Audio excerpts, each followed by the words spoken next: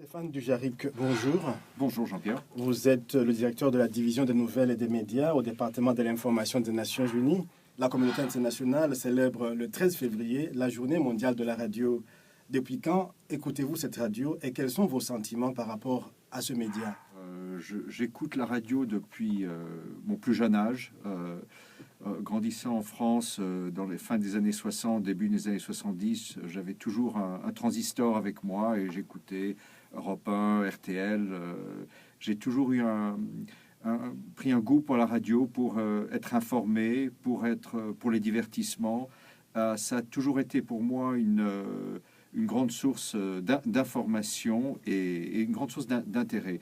Et j'ai toujours gardé cet intérêt à la radio. Maintenant, j'écoute la radio tout le temps.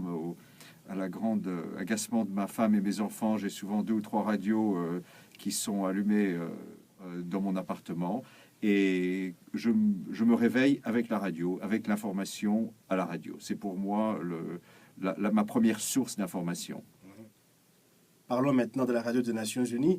Est-ce que cette radio peut survivre ou même grandir face à la concurrence redoutable de la télévision et des médias sociaux?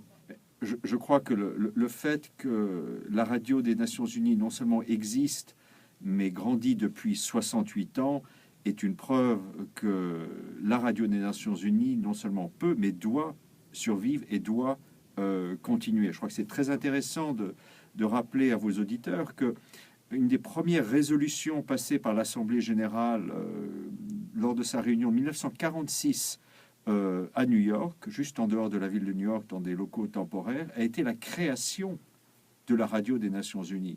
Et je crois qu'en sortant de la Deuxième Guerre mondiale, les délégués ont compris et gardé le souvenir de la puissance de la radio pendant les plus sombres années de la guerre.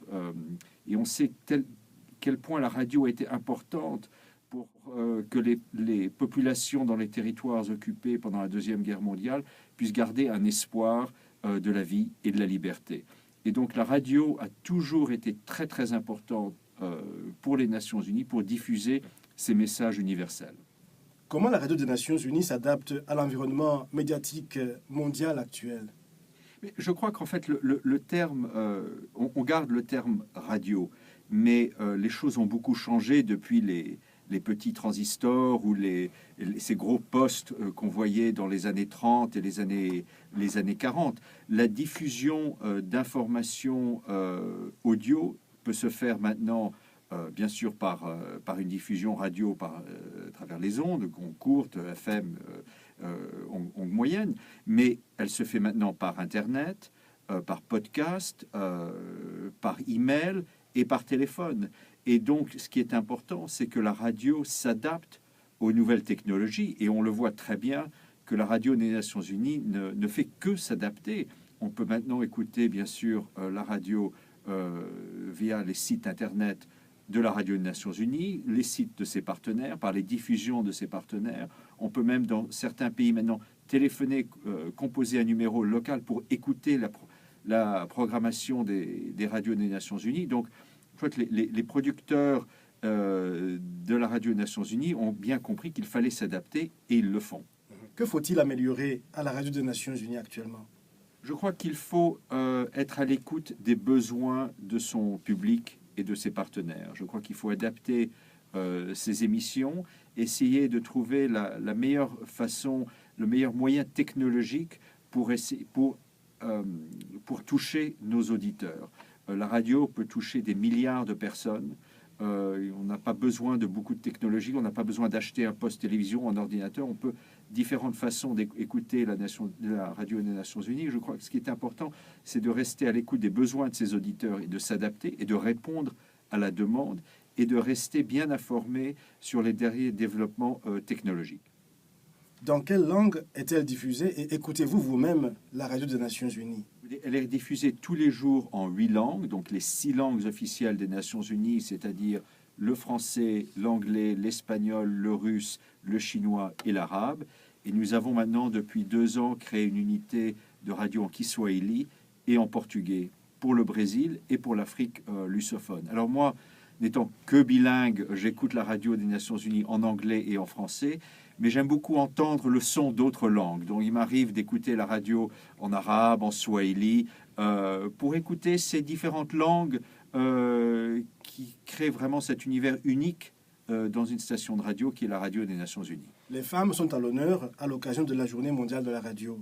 Alors, est-ce que les femmes sont aussi représentées au sein de la radio des Nations Unies? Ah, tout à fait. Je crois que la majorité presque du personnel de la radio des Nations Unies sont des femmes.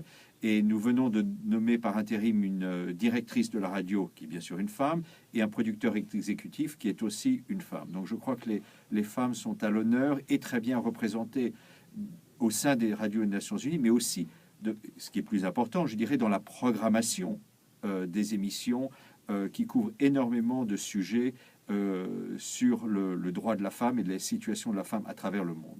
Enfin, Stéphane Dujarric, comment voyez-vous l'avenir de la radio des Nations Unies? J'espère voir dans 10 ans plus d'unité et plus de langues, parce que je crois qu'il faut aller au-delà des langues officielles. Nous le faisons déjà comme je l'ai expliqué, avec deux autres langues, mais il faut créer un produit qui parle les langues du monde. Donc, j'aimerais voir une radio des Nations Unies en turc, en créole tous les jours, pourquoi pas en allemand, en japonais, en xhosa. Essayons d'autres langues pour toucher un plus grand public. Merci beaucoup Stéphane Dujarric pour cette interview. Merci et bonne journée. Merci Jean-Pierre.